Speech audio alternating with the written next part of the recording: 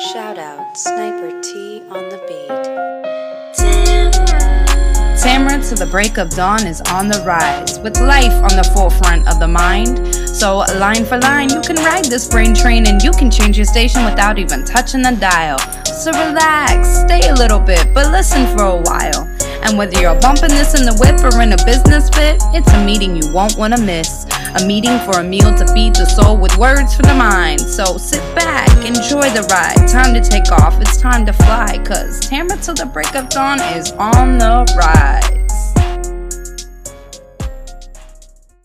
Hey, y'all. It's me, Tamara. Clap, clap, clap, clap, clap, clap, clap, clap. Yes. Thank you so much for tuning in and welcome to the show.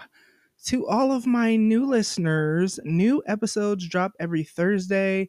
I usually talk about my life, my interests, and the ways I'm trying to grow. So come on back through, you feel me? And for all my J1, 2, 63, 145, 45, 45. Whatever week you came in and you decided to just continue listening, I appreciate the continued support. Is so crazy because we are coming up on my 4-year podiversary. Like, it is wild to think about the fact that I have kept up anything for 4 years, because there have been certain areas of this journey in the last 4 years where I've added things and then they fell away. Like, I can't think of the last time I blogged, and I actually was thinking about how I need to get back to writing, and I'm always thinking about how I need to get back to a lot of the things that fell off. But y'all, it's finna be my podiversary. You feel me? So that's crazy, but that's not even what I brought y'all here for, y'all. Oh man. So, officially as of November 4th, 2023 at 3:01 p.m., I am officially a nana because my grandson was born and his name is Zy'Aire. And it's so, I'm not going to put like his whole name out there because, you know, this be out, strangers listen to this. But I will say that his first name is Zy'Aire. So this episode is named after him. It's so wild because we found out that my daughter was pregnant on April 1st. And I have literally prayed for her to have a healthy pregnancy and for him to grow healthily for the entire time since the day that I found out she was pregnant. And then, like, as she got further into her pregnancy, like closer to delivery, because she wasn't due until November 28th, so he did come a little bit early. But you know, then I started praying for just like easy delivery, no complications and all that. And it is crazy because God really answered so many prayers. It's so dope. So the day that she gave birth to him, she woke up like 10 something that morning, and she had been like to the ER before because she had contractions, and she'd been having contractions here and there. And it wasn't the Braxton Hicks contractions. For those of y'all who know what that is, it's basically like fake contractions, or like they're not contractions, related to labor. So it wasn't that. It was like actual real contractions. She got to the point of being like dilated, a half a centimeter, and like her cervix was 80% thinned out. So that was on October 26th, right, where she went to the ER. She had just had he had to have another anatomy scan 2 day or the Wednesday prior to. So that would have been, I think, November 1st. She had an anatomy scan. She was still only dilated a half a centimeter. And so she woke up that morning, you know, they've told her, you know, drink water, take a bath, do whatever, relax, breathe, you know, when you're having these contractions. So she thought it was just going to be on that, right? But I knew when her boyfriend is the one who texts me to say that she was having contractions and they were headed to the hospital, I knew that was a little more serious, because typically she'd like FaceTime me or something, or call, or like she'd be the one to reach out. So that kind of was like, huh. And so they head to the hospital or whatever, and she's like texting me about how terrible her contractions are. And then on the way there, she texted me and was like, I think I'm in labor because I just threw up. My first question was like, you threw up all in the car? Because that's nasty. Thank God she hadn't. So y'all, she got there at 2:09 p.m. Central Standard Time, right?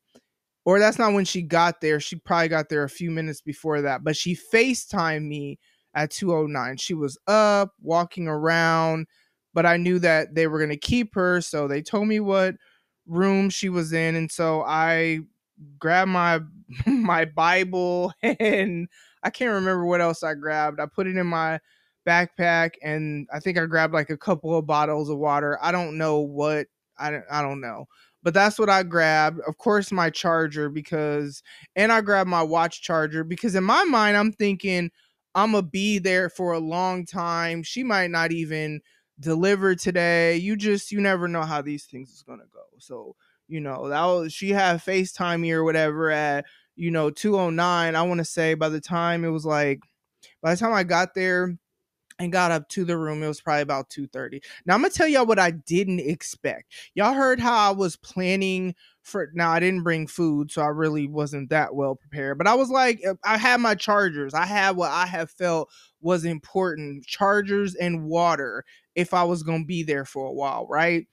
What I had not anticipated is that when I was gonna walk into the room and look over to the left, I didn't expect to see legs in the stirrups, everything busted open, and her pushing. And I'm like, what?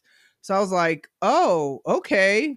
Sat myself down and stood like by her head or whatever and was like praying over her. And her boyfriend he was so encouraging. It's really been really amazing to see her just get so much love and support for him. Like, not like I expected anything less from him from what I know of their relationship, but it's just been like, you want that for your kids, right? Like, you want your kids ultimately to have, if you didn't get that, you'd want that for them, I mean. And so it's been really cool to see his support of her during the pregnancy from a distance, but then to see just as she's struggling, because okay, here's the thing: when she got there, right, she was so far along in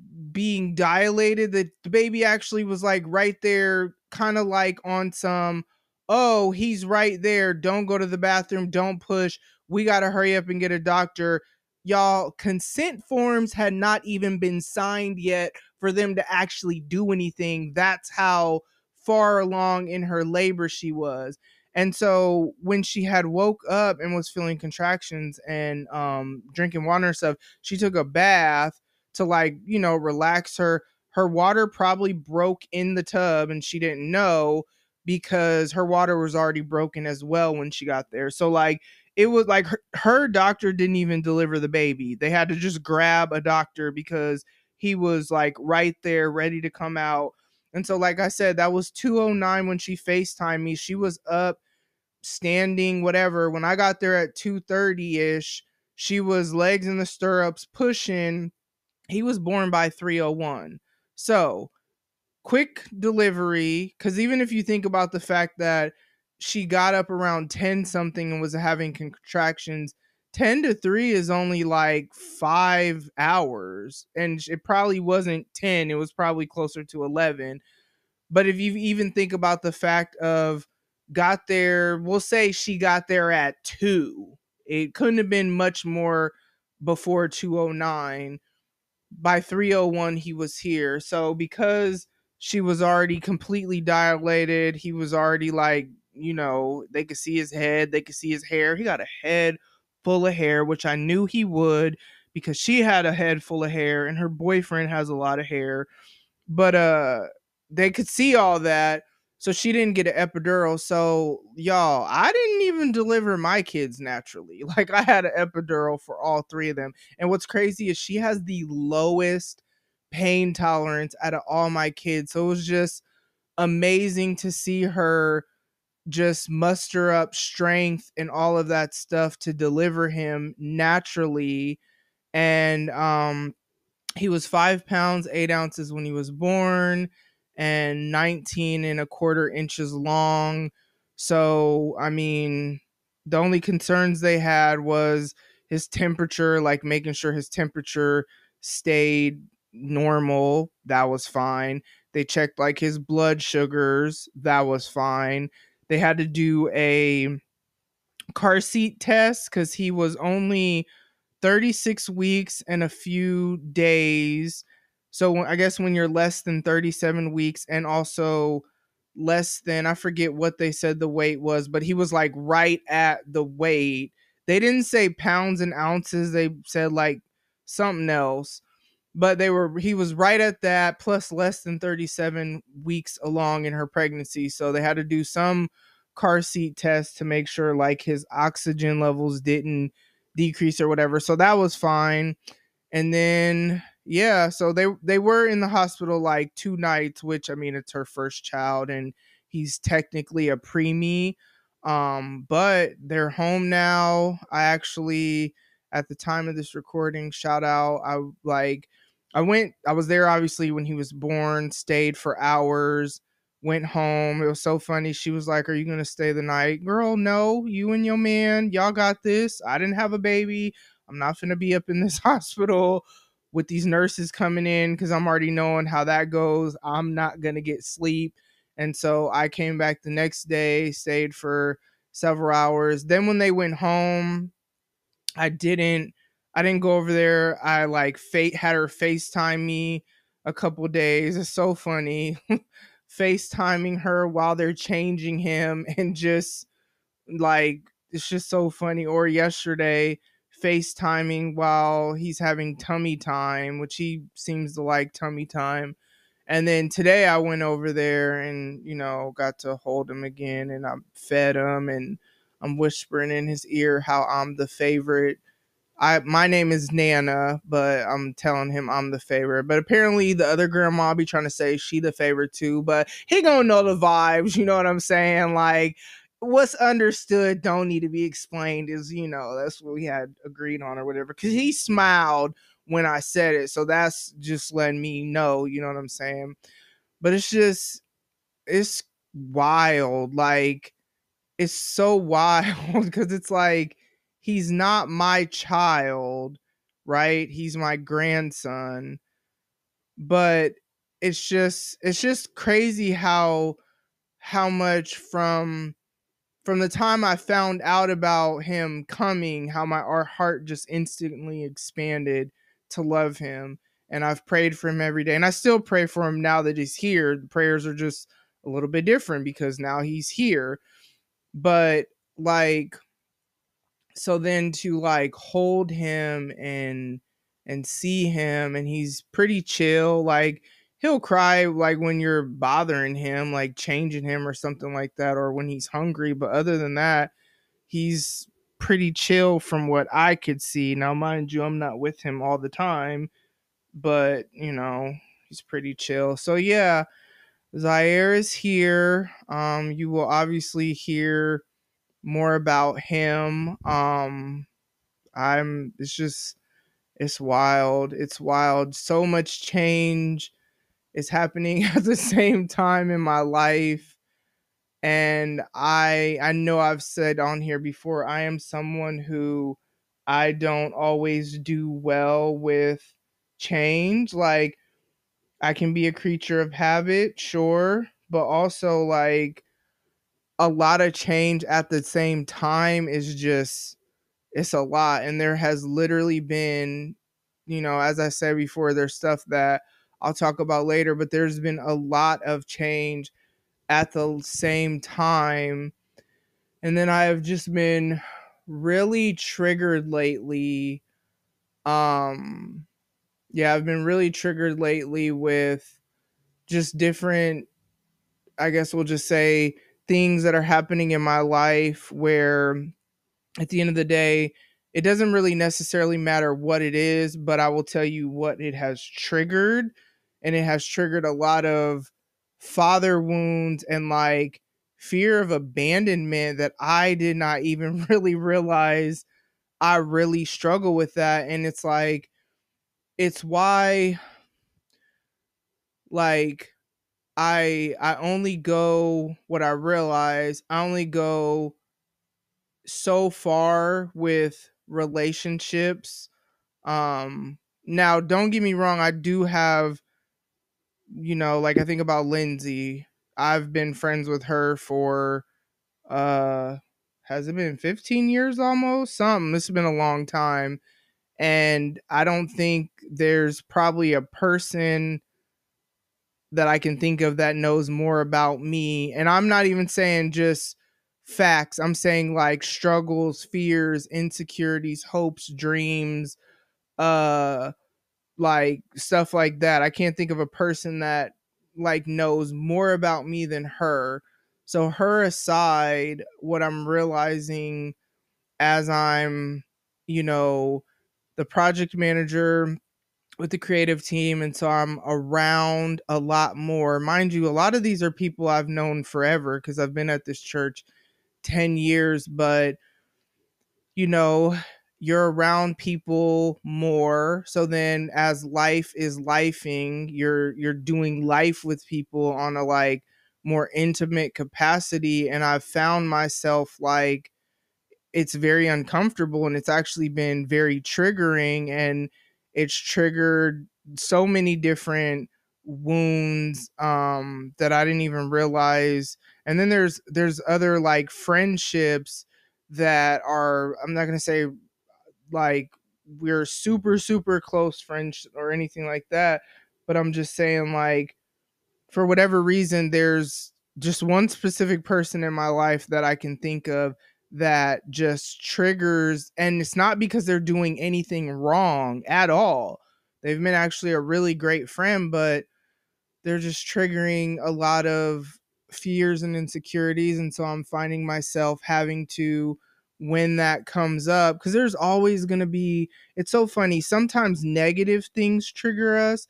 But right now I'm in a season where like good things are happening and like people are being good to me and being kind and compassionate, and it's triggering me like, and it's bringing up the time where maybe I depended on somebody else in this way and they either let me down or switched up out of nowhere, or like with my bio dad where I want to say it was like this time last year that I found out he had cancer. And so when I reached out to him, and I don't regret that, and I don't regret the prayers that I prayed for healing and all that, and I'm glad, he's cancer free. But what I had settled in my heart is that I didn't have an expectation that him, being in communication with me meant that, oh, our relationship was gonna, restore, or I didn't have that expectation. But that doesn't mean there hasn't been pain at the fact that once he found out he was cancer free, like the last text message I got from him, and it shifted, he never could maintain being consistent. And that's the one thing I remember when we first got back in contact. I was like, I've gone basically my entire life without you, so I don't have like these grand expectations, but I just know inconsistency and you being in and out and all that, that's not gonna really work for me. Like that's just not a healthy thing for me. And but that was the thing he did. But he, once he found out he was cancer free, I haven't heard from him since. And I did like try to reach out and see how he's doing, whatever, and he didn't respond, and I know how that goes. So I just let him be. Because honestly, before that, I had washed my hands of it, because the same thing, like, I'm not gonna keep reaching out to somebody and trying to force something that the other person doesn't want, you know what I mean?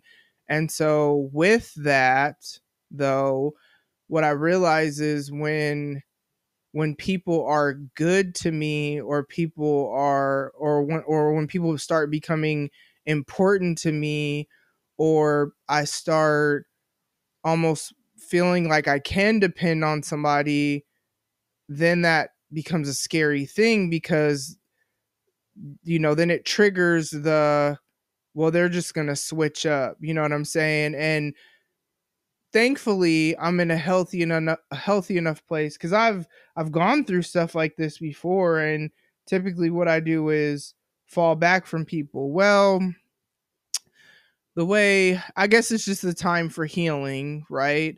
Because I'm in a situation where I can't really, like, fall back from this specific person. I'm gonna see them regardless. And so what it's kind of forcing me to do is figure out, okay, why do I sometimes feel anxiety? Why do I sometimes feel like fear and stuff that's like actually kind of irrational? Like, why do I feel this way? This person has literally done nothing to um reinforce any of whatever, and it's all led me back to fear of abandonment and like dad issues. And then I just started thinking about how they've played such a huge part in my unwillingness to like have relationships go, like, I'll go to like a certain depth, and then I'm like, okay, you know what I mean? So yeah, that's kind, and then even like doing life with the people that I serve with, like it's a lot of, it's like I'm so deep in community right now, and it's uncomfortable. Like, it really is, not because anybody's done anything wrong, but again, it's just triggering a lot of like fears, insecurities, wounds, and just a lot happening at the same time. Transition and change and new phase of parenting and all this stuff all at the same time. And I'm just kind of, and also trying to navigate a new role, because project management, like, that's new. Then also, new subcontracting clients, or even there's been like some weird little challenges in that world. And yeah, so you know, but Zy'Aire is here. And what's so dope is, I mean, most of y'all who have been regular listeners know that 8 years ago, this isn't dope what happened. Let me preface this.